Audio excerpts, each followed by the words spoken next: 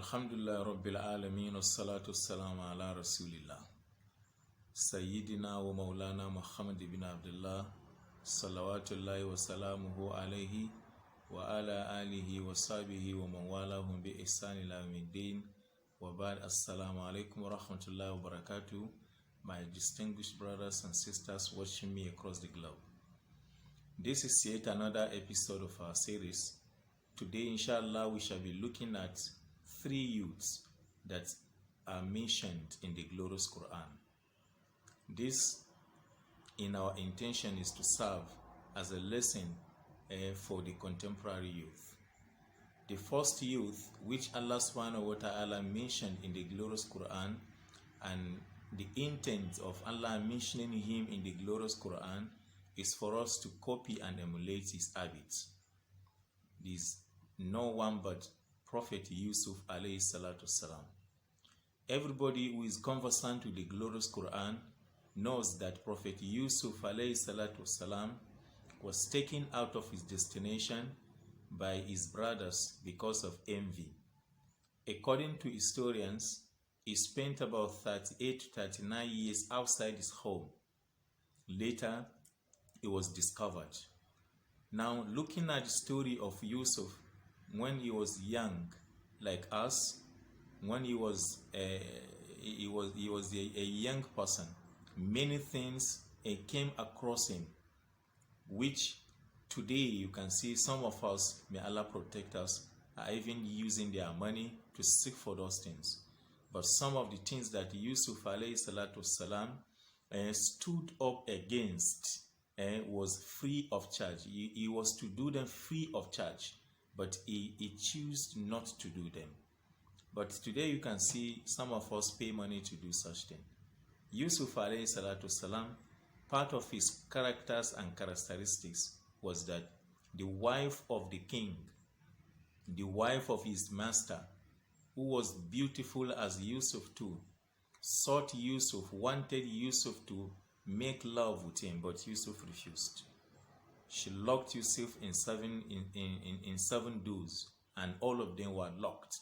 And she now wanted Yusuf to use her by saying, "Hi Talak, I invite you to come and make sex with me."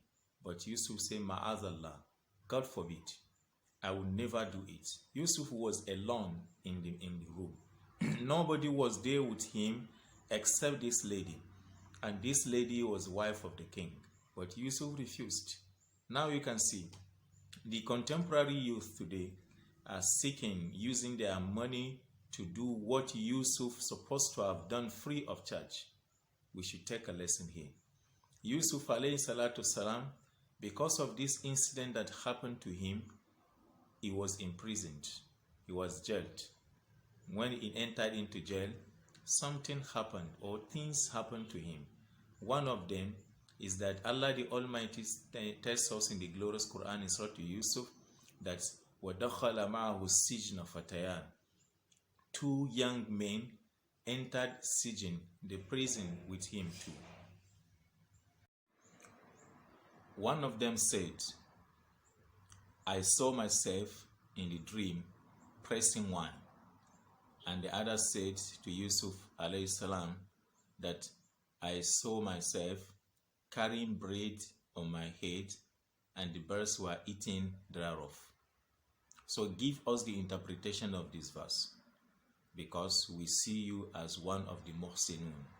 We see you as one of the doers of good. My concentration in this verse is Inna naraka min al-muhsinin. These 2 people testified to this young man Yusuf alayhi salatu salam that they think that Yusuf is one of the doers of good. They haven't met. They met for the first time, and they have written this testimony on Yusuf alayhi salatu salam. My brother, my young brother, or my sister, if someone sees you for the first time as a brother or as a sister, from the habits or from the way you conduct yourself, from your appearance, from the manner of your approach, and from the things you do towards the person, will the person say to you or think about you as those two men thought about Prophet Yusuf as a young person? They have not met before. They were meeting for the first time, and they testified to Yusuf that Inna naraka min al-muhsinin. Indeed, we see you as among the doers of good. You are a good person from your appearance, from your manners of approach, and from your civility, from the way you conduct yourself. We see that you are a good person. It is a big lesson here for us to learn. If someone meets us for the first time or someone sees us for the first time, due to our appearance, our manners of approach, our civility, and all the manners of our conduct, will the person testify for us that we are among the good doers or we are good people? Is a very big lesson that we should learn. This doesn't withstand. The brothers of Yusuf himself, when they have discovered him, but they have not known that he was the one, and he played a kind of trick, as Allah subhanahu wa ta'ala told us in the glorious Quran, and with them. What did they say when they wanted Yusuf to release their brother to them, Bunyamin, so that they will carry him home? They say that they repeated the same thing, just as these two young men who first met him in the prison. His brothers said to him that Inna lahu aban shaykhan kabiran فَخُذْ أَحَدَنَا مَكَانَهُ إِنَّا نَرَاكَ مِنَ الْمُحْسِنِينَ. We want you to release this young person to us, because his father is very old and he will be unpleased by his absence. Why? We see you, we make this request to you because we see you as a doer of good. They were meeting him for the first time. Remember, they haven't known that the person they were discussing with was Prophet Yusuf alayhi salatu wasalam, their own brother. So it is a very big challenge. Another youth or set of youth that were mentioned in the glorious Quran were the ones mentioned in Surah Al-Kahf. Everybody reads Surah Al-Kahf every day, every Friday. We listen to their stories, we are happy, but who cares to emulate them? Who cares to do as these young people did during their life, until Allah subhanahu wa ta'ala clearly stated or said about them that innahum fityatun amanu bi rabbihim wa zidnahum huda. Subhanallah.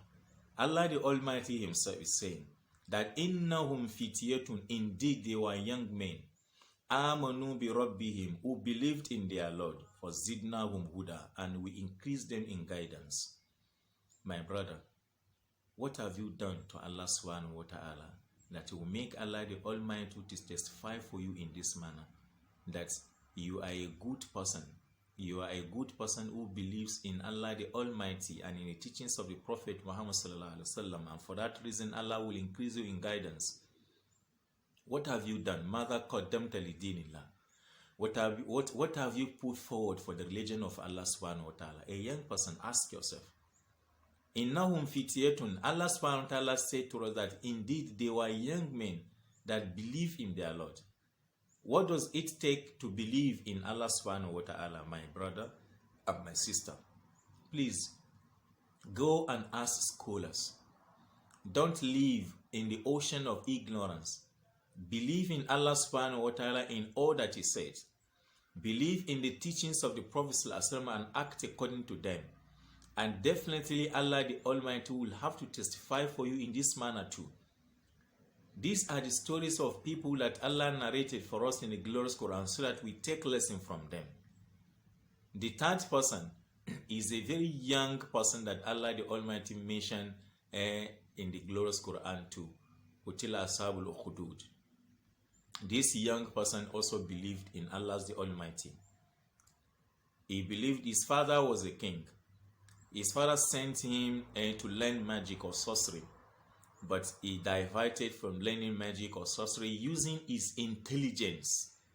His intelligence as a young person, and he compared between magic or sorcery and believing in Allah subhanahu wa ta'ala, and finally he chose to believe in Allah subhanahu wa ta'ala, and he disbelieved in magic and in sorcery. And from then, his father, the king, started persecuting him until the time that he was killed. But when the father wanted killing him, he used a lot of manners to kill him, but unsucceeded. Finally, this young man, a young boy, told his father that you cannot kill me, don't bother yourself. But there is only one way of doing that. Gather the people of this town and then place me over there, and then take a harrow and throw it to me. But before you throw it, make sure you say this statement I will mention to you now. That's Bismillah Rabbil Gulam. That I'm throwing this harrow to kill this boy, or I'm throwing this harrow in the name of the Lord of this boy. So when he threw it, it hit the boy and the boy died. But do you know what happened? After the death of the boy, everybody that was present there believed in Allah subhanahu wa ta'ala, because that young man used his intelligence to convince the audience indirectly that the king was not the Lord. He was not the Allah. He wasn't a deity of worship. He sacrificed his life for the sake of his ummah. You as a Muslim, a young person, what have you done for the religion of Allah subhanahu wa ta'ala? Think wisely. Use your intelligence. You are very capable. You are very wise. Your brain is functioning. Your blood is hot. Make sure you use it according to the teachings of the Prophet Muhammad sallallahu alaihi wasallam. Finally, as a young person, don't allow any person to use you for their wrong missions. Don't join anything that has to cost you a lot. Don't join any group, any group that is fighting the Muslims or killing Muslims, bombing masjid, bombing churches, marketplace, kidnapping people, and do all sorts of these immoralities. Stay away from them. Use your brain to do something constructive to the development of Nigeria, development of Islam, and development of your community. See you another time for another episode. Jazakumullahu khaira is your brother Muhammad Yahya Badeggi. Assalamu alaikum wa rahmatullahi wa barakatuh.